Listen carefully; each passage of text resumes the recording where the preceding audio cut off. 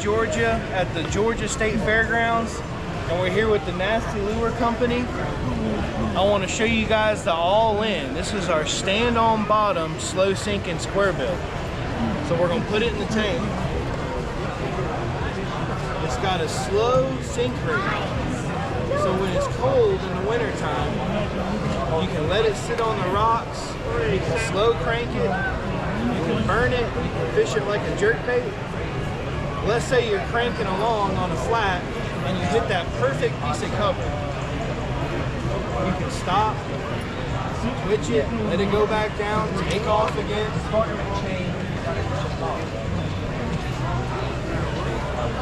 And if you're fishing forward-facing sonar, you know, everyone's on the minnow right now, and people are going away from the crankbait because you can't find your crankbait. You know what I mean? It's floating up. With this guy, you're able to find your crankbait before you get to the cover. If you're not going to make it, just let it go down. And then once you get to the cover, it's your choice of what you want to get to do to get the fish to bite. You can crank over it, you can stop, you can go crazy with it, whatever you want to do. Completely new way of fishing a crankbait.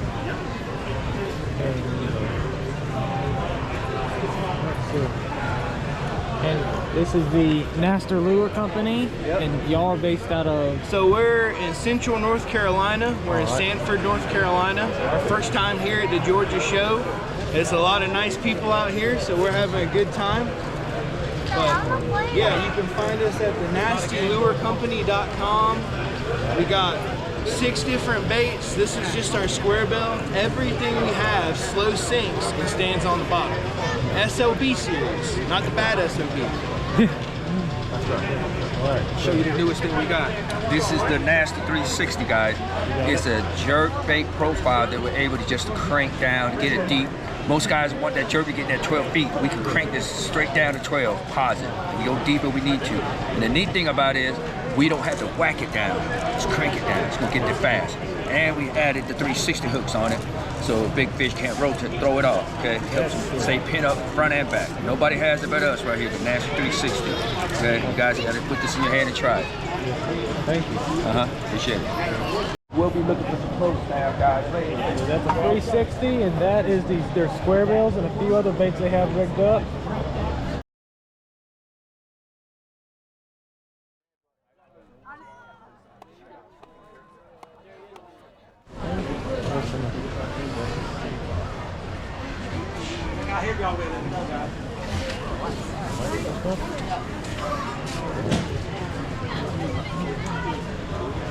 Press that one.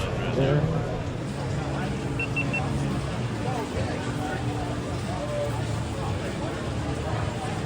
Not wake them up.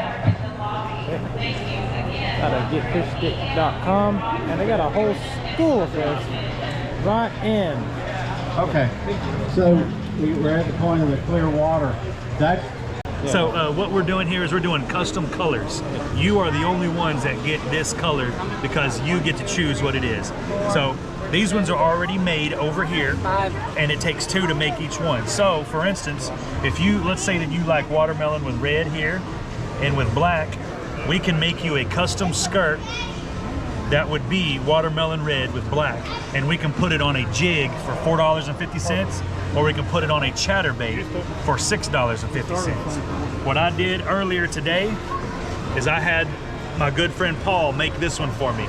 It is a gold, it's only a 1/4 ounce with a gold blade, and I picked these 2 colors out of right here. I picked this one here and this one here, and he made me this one right here. It's a 1/4 ounce, it's a lot smaller, and then I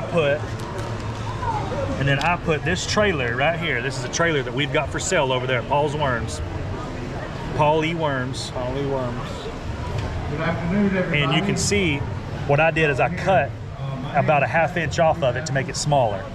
You see that? You could have it out here and it'd be sticking out a little bit, but what I did is I cut the head off to make it smaller, because right now fish, their metabolism is really slow, so they're not eating as much.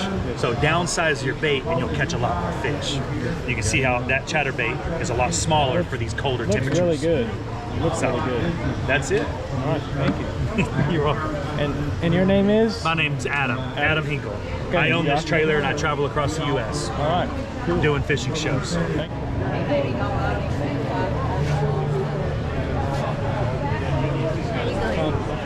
Got a bunch of skirts to work with, and got poly worms with a bunch of tube worms in there, different colors: June bug, green pumpkin, watermelon, and then crawfish with some jigs. Really nice.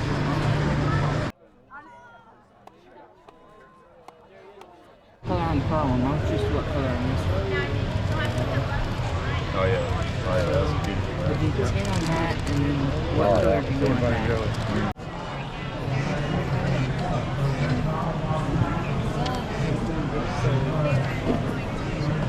So Mr. Dean here is going to put the band around this skirt here so I can have a new skirt for a spinnerbait that currently doesn't have one.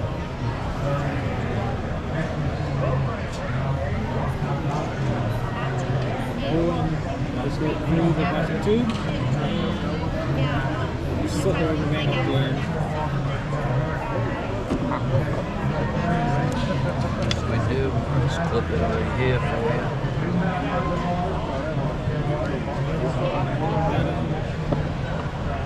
It's a nice color. Thank you.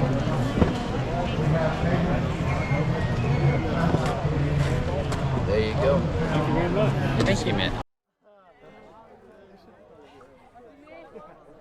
Mike with Boat Slip Baits, and I make all these crappie jigs. And we basically dual inject both these colors. This is a popular color, the Adrenaline Junkie, which is pearl chartreuse, pearl whiteback.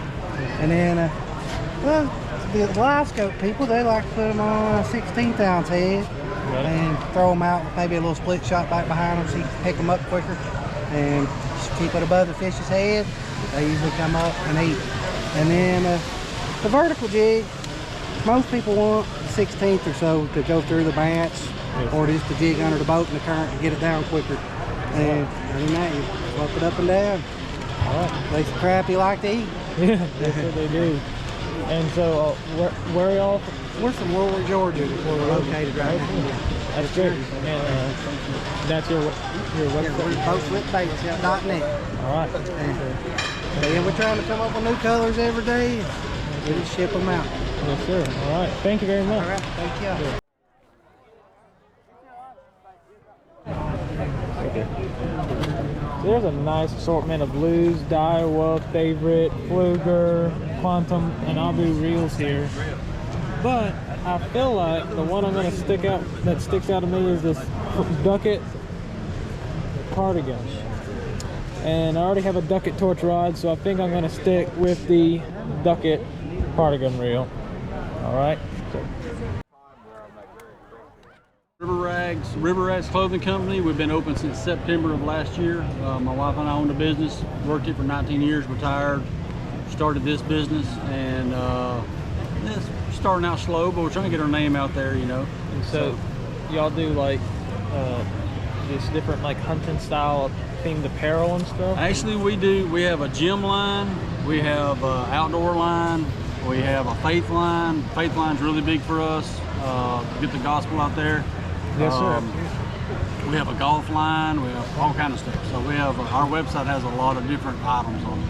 Okay, and so y'all, this is part of your faith line right here. Part of our faith line here. We just brought a few just for the show to let people see. Yeah. And then the majority of our stuff here today is our outdoor line. All right. A few quarter zips from our golf line. That's about it. So. All right. So I'm just gonna show what they have here.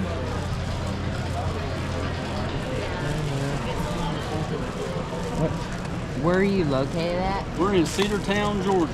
Cedartown, Georgia. Yes, sir. Just from Slab Lab.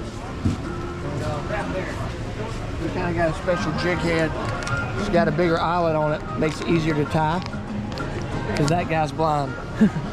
So that's why we started this company, was just make it easier for us to, you know, older guys to start tying them, because a lot of older guys crappie fish, you know. Yes, y'all young boys, y'all mainly bass fish, and then when you get older, you'll probably start crappie fishing more. But as far as knots go, we do a lot of trolling, so a good knot for that would be the Rapala knot, you know, which is the loop knot, right? So that gives it more action when you're got 4 or 5 rods out each side of the boat and you're trolling. That loop knot gives that jig head a lot more action. We've got a lot of different colors. We got 10 different colors on jig heads, 32nd, 16th ounce. And then we got different jig bodies for different style of fishing. You know, if you want a live scope, you usually want a smaller bait. I mean, we got this size all the way down to micro baits here. You know, it just makes it kind of easier on some of them days where they're finicky. A lot of times, crappie, especially the winter, they get finicky, and you got to get it right in front of them with a small bait. Yes, sir. And then, as far as just casting to them, or you know, flipping docks just like you would for bass, the longer baits are better. You know, the big color for crappie is always going to be a bright color tail. And always, whether it be chartreuse or orange, pink, and then of course you got the infamous crappie color here. It's called monkey milk. Monkey milk. That's like one of, kind of like the June bug of the crappie world, you know. But yeah, we're located in Thomaston, Georgia. Thomaston, Georgia. And, been there many a time. Oh, really? Yes, sir. Cool. Well,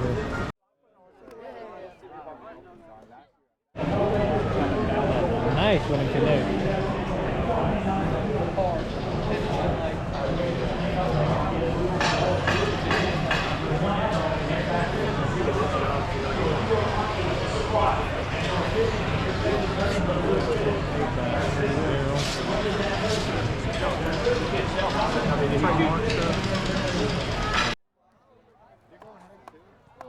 So did you guys, have you guys seen our fire starter yet? No ma'am, we just got told about it. Alright, cool. Okay, so basically it's got 4 parts. You got the steel striker, you got the flint, right there. You got magnesium. Now are you guys familiar with magnesium at all? Yes. So it basically burns super hot. Burns at about 4,000 degrees. So hot, water won't put out a magnesium fire. So that makes it useful when you're trying to get a fire, but you're in wet weather. So that's why we have the magnesium. So if you're in dry conditions, one good scrape of your flint, you got your fire going. If you're in wet weather, turn it around and start scraping your magnesium like this. And our magnesium is soft. You can see how it's coming off easily, but that's because it's pure. There's no other metal mixed in. Now here's the next thing. You can use our handle for tinder. Now that would be a desperate measures type situation, right? Not something you'd want to do every day, but if you're in a desperate situation, use your handle. Now take the flint, put it right in the pile, and there we go. One strike gets your fire going, just like that. Easiest, fastest fire starter on the market. And then you pile in your, woo, that's the magnesium, burns white hot. Then you pile in your kindling, and you got your fire going in under a minute. Just like that, you got your fire, that's it. That's how you get your fire going. And here you go. Hey, would you like a bag? Yes, I would. All right. Thank you much. You're welcome, thank you. Did you want to try it? I didn't. You can try. You just ask if you wanted to. Thank you much. Okay. All right. So you ready? Yeah. Okay. So here we have an electro fishing boat. This is actually a DNR boat that is in use regularly. We brought it here for the Fisharama to kind of showcase one of the ways that we sample fish out in Georgia reservoirs and rivers. So this particular boat's mainly used on rivers, but it's basically a setup where you can see over here you got the electro fishing unit, and it puts electricity into the water through these booms over here. And then the way it works is out in the field you have somebody driving the boat, operating this pedal. There's a foot pedal, and when that pedal is down and the generator's on and the shock box is on, then that electricity is getting put into the water. You also have 1 or 2 people at the front of the boat with these big long nets here, and their job is to basically net the fish as the electricity is producing a field in the water there. And so what happens is the fish are kind of temporarily stunned, and then they start to kind of slowly surface, and we try to net all the sport fish that we possibly can. Then once we've done what we call a transect, so a transect is just like a certain distance that we go in the water, or a certain amount of time, or I think, you know, it can be based on the seconds on the shock box, that seconds of shocking.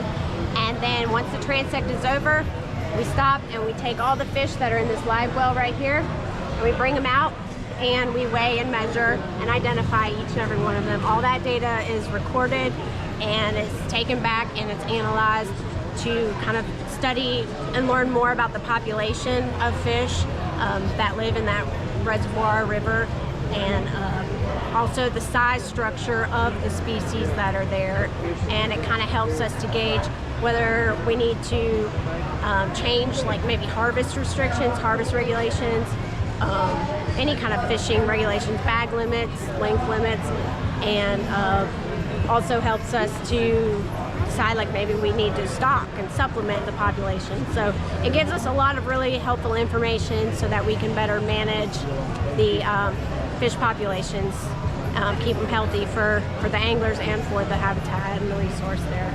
Keep it. So if y'all find like sick fish, what do you do with them? Like if you find a fish that has like parasites or something like that on like the gills? Yeah, that's a good question. So if we do find anything like that, or anything that's kind of off, doesn't look right, we definitely take a lot of pictures. Sometimes we'll even take the specimen back, and we work really closely with a lot of universities in Georgia, UGA. We're working a lot with Middle Georgia State University specifically on fish parasites right now. So they are taking our specimens and they're using their expertise, and students are doing research on those fish and then reporting those results back to us. So that's also actively being monitored. So our biologists and technicians that are out there on the boat know what to look for, and they'll see it when they're identifying and weighing and measuring the fish. So it's another good opportunity to look at the fish health, like you're saying, the condition of each of the fish as well. All right, and if you come across an illegal species, like Asian carp. Yeah, we definitely, that's not, we would definitely not put that back into the water like we would the rest of the fish. We would definitely hold on to that. We actually have a coordinator, an aquatic nuisance species coordinator with Georgia DNR, and if it's a nuisance species that, you know, that it's there, it's not supposed to be there, we definitely let him know, and he'll come out and study and try to figure out is it just the one or are there more, and they'll set up a whole plan, a management plan, to make sure that there's not more, and if there are, what strategies are we going to use to correct that. Okay. Have you ever noticed that you said this was a river boat? This is the river electrofishing boat. Okay, so I know most tournaments are on lakes, but have you ever seen like any effects of tournament fishing on like bass populations, for instance, and the way the bass like interact, or if you've seen like a smaller sized fish, or do you think there's any kind of, if the bass population is affected by like tournament fishing or something like that?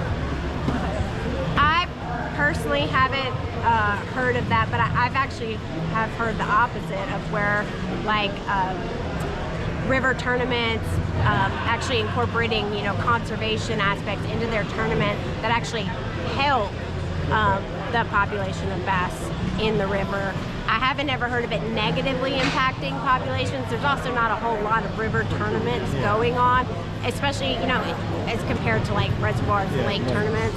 But so that could be another reason. But yeah, if anything, I've seen the opposite effect, because those people that are out there doing river tournaments are usually very passionate about the fisheries in those habitats and want to do everything they can to sustain the populations and help. Well, I think that's just about it. Thank you very much for your time and showing us the different features of this conservation boat. I really appreciate it.